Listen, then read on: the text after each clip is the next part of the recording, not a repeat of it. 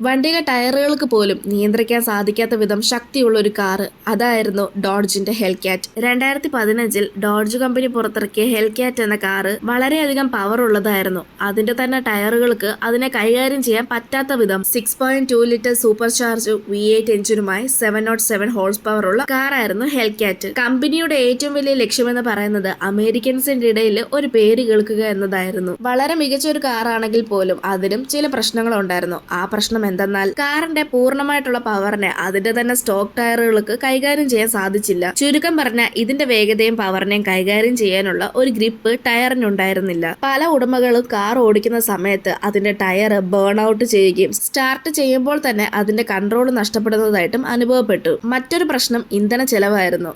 വേഗത്തിന് വേണ്ടി നിർമ്മിച്ച കാർ ആയതുകൊണ്ട് തന്നെ അതിന്റെ മൈലേജ് വളരെയധികം കുറവായിരുന്നു. പക്ഷെ എന്തൊക്കെ പ്രശ്നമുണ്ടെന്ന് പറഞ്ഞാലും അമേരിക്കയിൽ ഒറ്റൊരു ദിവസം കൊണ്ട് ആരാധകരെ പിടിച്ചു പറ്റാൻ സാധിച്ചു. നിങ്ങൾക്ക് ഡോഡ്ജിലെ ഏറ്റവും ഇഷ്ടമുള്ള കാർ ഏതാണെന്ന് കമന്റ് ചെയ്യ്. ഇതുപോലെയുള്ള കൂടുതൽ വീഡിയോസ് കാണാനായി ചാനൽ സബ്സ്ക്രൈബ് ചെയ്യാനും ഇൻസ്റ്റഗ്രാമിൽ ഫോളോ ചെയ്യാനും മറക്കല്ല്.